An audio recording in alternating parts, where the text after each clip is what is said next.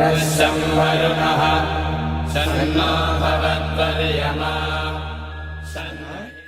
कि जिस वस्तु का ज्ञान मैं प्राप्त करना चाहता हूँ वह छोटी से छोटी भी हो सकती है, बड़ी से बड़ी भी हो सकती है। 41वें में कहा कि वह बाह्य जगत की भी वस्तु हो सकती है। मैं ये इंद्रियां और ग्रहण करने के जो साधन है अंतःकरण के, उनको भी मैं योगाभ्यास से जान सकता हूँ। और जो मैं स्वयं हूँ, मैं पुरुष और आत्म तत्व, उसको भी मैं जान सकता हूँ, जिसको आत्म साक्षात्कार कहेंगे। तो 41वें में वो बात कही गई है। समापत्ति है सम्यक पूर्वक उस ज्ञान का उपपन्न होना, पा लेना उसे। यहाँ ध्यान देने की बात है 40वें 41वें में बहुत व्यापक संभावनाएं बताई गई हैं, लेकिन इसमें ईश्वर नहीं है। ये हमेशा बात ध्यान रखिएगा, ईश्वर चित्त पर चित्त के साधन द्वारा नहीं जाना जा सकता है ना। इस बात को एकदम गांठ बांध लीजिए कि ईश्वर की कोई चित्त वृत्ति नहीं बनती है। ईश्वर चित्त पर कभी भी उपस्थित, चित्त में वो व्यापक है, जैसे मूर्ति में भी व्यापक है, सब जगह वह व्यापक है, लेकिन चित्त को आलंबन बनाकर ईश्वर को ज्ञान, ईश्वर का ज्ञान नहीं मिलता है।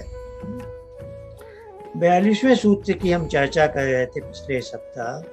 तो जिस वस्तु का हम ज्ञान प्राप्त करते हैं, करना चाहते हैं, अब उस वस्तु के बारे में 3 शब्दों का प्रयोग हुआ है। उस वस्तु का एक शब्द है, जैसे गाय है तो गाय एक शब्द है, संस्कृत में गौ। वह जो वस्तु है वह शब्द का अर्थ है। तो अर्थ का मतलब वह वस्तु तत्व, वह गाय विशेष। और यहाँ जो ज्ञान शब्द है, 42वां सूत्र हम देख रहे हैं, ज्ञान है उस वस्तु तत्व की ज्ञान वृत्ति जिससे मुझे ज्ञान प्राप्त हो रहा है, जो चित्त वृत्ति है असल। तो शब्द, अर्थ और ज्ञान जब विकल्प है, संकल्प यानी जब एक चीज से हम जुड़ जाते हैं, विकल्प है कि हम घुल मिल रहे हैं, कभी शब्द पर अटके हैं, कभी अर्थ पर हैं, कभी ज्ञान पर, इसको कहेंगे विकल्प। और इससे जो घुली मिली, संकीर्णा का मतलब है खिचड़ी की तरह जो घुली मिली है। एक सामान्य व्यक्ति समझ रहा है मैं गाय को देख रहा हूँ, पर असल में उसके अंतःकरण में, बुद्धि में या चित्त पर गाय शब्द भी चल रहा है, गाय पशु विशेष भी चल रहा है, और जो अंतःकरण का साधन है वह भी उपस्थित है। तो वह तीनों में डावाडोल जैसी स्थिति है। पर वो सामान्य ढंग से वो बोलेगा कि मैं तो गाय को ही देख रहा हूँ, इसका उसे पता नहीं चलता। आप योग दर्शन की कोई व्याख्या के ग्रंथ पढ़ेंगे तो यहाँ इस जो डावाडोल की संकीर्णता की स्थिति आती है, इसके लिए एक शब्द आएगा। शब्द अर्थ और ज्ञान जब एक दूसरे में घुल मिल जाते हैं, इसको कहते हैं त्रिपुटी। त्रिपुटी, त्रि यानी संस्कृत में 3 के लिए, पुटी यानी उनको, जैसे आटा गूंथते हैं तो आटा और पानी एकदम घुल मिल गए हैं, एक हो गए है ना। तो त्रिपुटी में तीनों एक हो गए हैं। या लड़कियां जो चोटी बनाती हैं तो 3 लट से एक चोटी बनती है, तो तीनों लटें एक दूसरे में मिल गई है ना। तो वैसे ही शब्द, अर्थ और ज्ञान सामान्य व्यक्ति को नहीं मालूम, वो यही हमेशा कहेगा मैं गाय को देख रहा हूँ, लेकिन उसके यह त्रिपुटी की अवस्था चल रही है, भले ही उसको इसका भान नहीं। अब ये बता रहे हैं जो भी विषय हमने लिया, 40वें में है छोटे से छोटा, बड़े से बड़ा। 41वें में है विषय मुझसे भिन्न हो सकता है, मेरे अंतःकरण के साधन वाला भी है, या मैं साक्षात स्वयं को जानना चाहता हूँ। ये सब संभावनाओं के बाद बताया यह जो वस्तु का मैं ज्ञान प्राप्त कर रहा हूँ, इसके 3 आयाम हैं। उस वस्तु का वाचक शब्द है और वह वस्तु अपने आप में है वाच्य, और इसके बाद वह जो सारा उसका इंस्ट्रूमेंट है, जो अंतःकरण का यंत्र है, अंत में क्या है, वह चित्त की वृत्ति है। चित्त की वृत्ति जो विषय जो वस्तु के जैसी तदाकार हो जाती है। जैसे अभी आप आँखों से आप एक गाय को देखते हैं तो आपको लग रहा है कि आपके शरीर के मुखमंडल पर जो आँख है, उस आँख से जो गाय आपसे 10-20 मीटर दूर खड़ी है उसको आप देख रहे हैं।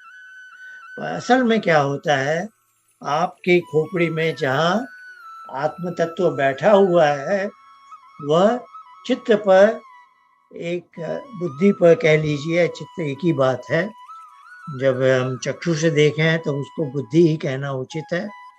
बुद्धि तंत्र, बुद्धि के जो पर्दा है, जैसे सिनेमा हॉल का पर्दा है, उस पर वो गाय का चित्र आ रहा है। तो गाय का चित्र असल में आपका जो आत्म तत्व है वह बुद्धि पर चित्र देख रहा है, और आपको लगता है आप आंखों से 20 मीटर दूर खड़ी गाय को देख रहे हैं।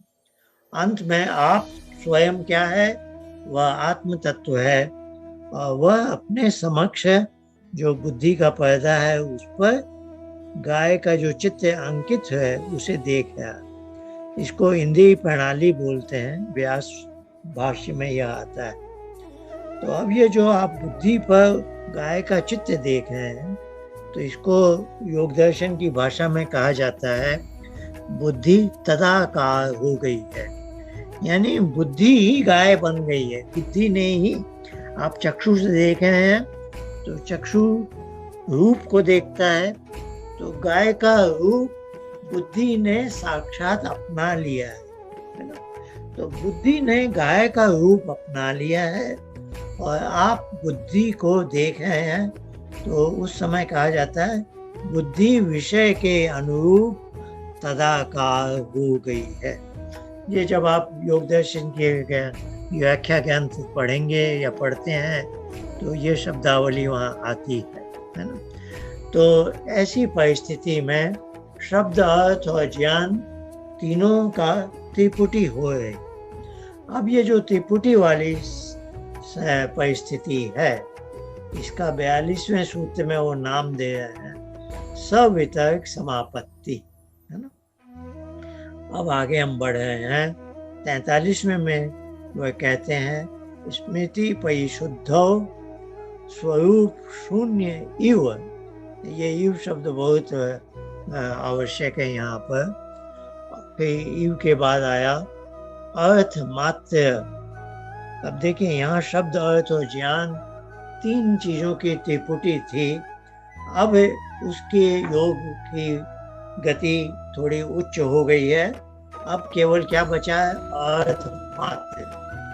अर्थ मात्र यानी वो वस्तु ही बची। अब वो गाय वाला शब्द चला गया है और अंतःकरण भी जो बुद्धि है, बुद्धि पर देख रहे हैं या बाहर एक सामान्य व्यक्ति के लिए आंखों से देख रहे हैं। जैसे पिछले सप्ताह में समझाना चाह रहा था, कोई मनुष्य अपने माँ के चित्र को देख रहा, तो माँ में इतना खो गया है कि अब उसे ये भी भान नहीं है कि असल में तो फोटो देख रहा है ना, वो भूल गया। तो अब वो ज्ञान क्या था, यहाँ पर फोटो था, और अर्थ क्या था, उसकी माँ थी। शब्द क्या है, माँ शब्द है। लेकिन माँ के फोटो को देखते देखते एक सामान्य जब देख रहा है, तब तो माँ का शब्द, माँ का फोटो और जो उसकी माँ है, ये 3 की त्रिपुटी चल रही। पर एक जब यही और गहराई में हो जाती है, अब वह जो उच्चतर अवस्था है उसका वर्णन है। अब वह अपनी माँ में खो गया है। तो क्या हो गया है, अब माँ का शब्द भी नहीं है वहाँ पर और फोटो भी नहीं है। पर देखिए, फोटो के माध्यम से ही वह माँ में गया था, तो जो साधन था वो उसके लिए साधन चला गया, पर साधन ना हो, फोटो नहीं होता तो वो शायद माँ के बारे में उसको ध्यान भी नहीं आता है ना। तो साधन भी पड़ा हुआ है, पर उसके लिए जैसे अब नहीं है, अब वह माँ में इतना खो गया। तो 43वें सूत्र में उस परिस्थिति को बता रहे हैं कि योगी की वो अवस्था है सवितर्क समापत्ति। अब निर्वितर्क समापत्ति एक उच्च स्तर की बन जाती है जब केवल उसके पास अर्थ ही जीवित है ना, जैसे वो माँ में ही खो गया। लेकिन वो पतंजलि कहना चाह रहे हैं कि जो ज्ञान है, जो साधन था, यहाँ पर चित्त है, चित्त अपने स्वरूप से शून्य जैसा हो गया है। यू शब्द पर अब आ रहे हैं। स्वरूप शून्य नहीं हुआ है, क्योंकि चित्त का आलंबन ना हो तो उसे वह वस्तु तत्व का जो अर्थ है, अर्थ में वह नहीं खो जाता। तो चित्त के माध्यम से ही वो वहां खो गया है, लेकिन उसके लिए तो अर्थ मात्र नहीं भाषा, केवल अर्थ में ही भासता है केवल उसको, है ना। लेकिन चित्त भी अब उसे चित्त का भान नहीं हो रहा, लेकिन चित्त का आलंबन है। तो इसीलिए कहा चित्त का स्वरूप से शून्य जैसा हो गया है, स्वरूप शून्य नहीं हुआ है। यूं कहते हैं जैसे के लिए। तो यह एक टेक्निकल पॉइंट था, तो यह मैंने बताया। तो स्मृति परिशुद्ध सवितर्क समापत्ति की स्मृति में शुद्धता आते आते वह अब निर्वितर्क समापत्ति में चला जाएगा।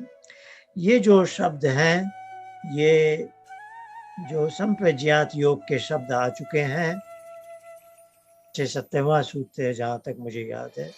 वितर्क विचार आनंद अस्मिता रूपानुगमात संप्रज्ञात। तो वितर्क के अब दो भेद हमने देख लिए, सवितर्क निर्वितर्क। ये संप्रज्ञात योग की अवस्था है। संप्रज्ञात योग कब होता है? जब योगश चित्त वृत्ति निरोध, चित्त की वृत्तियों का आपने निरोध कर लिया, अब चित्त खाली हो गया, जिसको हम बोलचाल में ब्लैंक माइंड कहते हैं। लेकिन फिर ईश्वर हमें कुछ वहाँ पर दे देता है, यह होता है संप्रज्ञात समाधि। अभी हमने जो अध्ययन किया है वह समापत्ति है, संप्रज्ञात योग समाधि नहीं है, क्योंकि यहाँ पर ईश्वर ने उसे वो नहीं दी है। इसने अपने शुरू में ही जो यथा अभिमत ध्यानाद्वा वाला सूत्र था, उसके आधार पर ये सूत्र मैं आपको दिखा रहा हूँ, वितर्क विचार आनंद अस्मिता, इसका हम अध्ययन कर चुके हैं। यही वितर्क की अभी चर्चा चल रही है। अब आइए जिस सूत्र पर हम विचार कर रहे हैं, 42वां था सवितर्क समापत्ति, 43वां था निर्वितर्क समापत्ति। लेकिन यह संप्रज्ञात योग नहीं है, ये समापत्ति है। ये समापत्ति क्यों है? क्योंकि 39वें सूत्र में यथा अभिमत ध्यानाद्वा, यह योगाभ्यास वाले व्यक्ति ने वह इमेज को स्वतः अपनी इच्छा से चिपकाया है। हाँ, उसको अब उसके ज्ञान में परिकृष्टता आ गई है, उत्कृष्ट हो रहा है, पर ये ईश्वर ने उस पर नहीं चिपकाई है, इसलिए यह संप्रज्ञात समाधि नहीं है, ये समापत्ति है, सवितर्क और निर्वितर्क। आइए अब 44वां सूत्र देखते हैं। एतयेव, इसी प्रकार जैसे 42-43 में उन्होंने सवितर्क और निर्वितर्क समापत्ति के बारे में हमें समझाया है, इसी प्रकार सविचार और निर्विचार, जो वितर्क और विचार वाला मैंने सूत्र आपको 70वां दिखाया था, अब उसके बारे में बात करें। उसके भी दो भाग हो जाते हैं, सविचार और निर्विचार। अब ये वितर्क, सवितर्क और निर्वितर्क, ये सवितर्क और निर्वितर्क का भेद है। यहाँ शब्द अर्थ ज्ञान की त्रिपुटी है, यहाँ अर्थ मात्र बचता है। तो अब बोल रहे हैं जैसे ये सवितर्क और निर्वितर्क में इसमें त्रिपुटी है, ये त्रिपुटी के बिना है। वैसा ही सविचार और निर्विचार में समझ लेना चाहिए। लेकिन सविचार और निर्विचार वाली समापत्ति सवितर्क और निर्वितर्क से किस प्रकार भिन्न है, ये सूक्ष्म विषय की है। अर्थात सवितर्क निर्वितर्क स्थूल विषय की थी, जो पंचभूत से जो जगत के विषय वस्तुएं बनती हैं उनके बारे में सवितर्क निर्वितर्क समापत्ति है। और सूक्ष्म विषय जो हैं, जो अविशेष कहलाते हैं, जिसमें इंद्रियां हैं और मन बुद्धि अहंकार है और पंचतन मात्र है, इसके जो समापत्ति आएगी उसको भी शब्द अर्थ ज्ञान की त्रिपुटी होगी तो वह सविचार कहलाएगी। जब केवल अर्थ मात्र वाली होगी, सविचार से उत्कृष्ट कोटि की, वह निर्विचार कहलाएगी।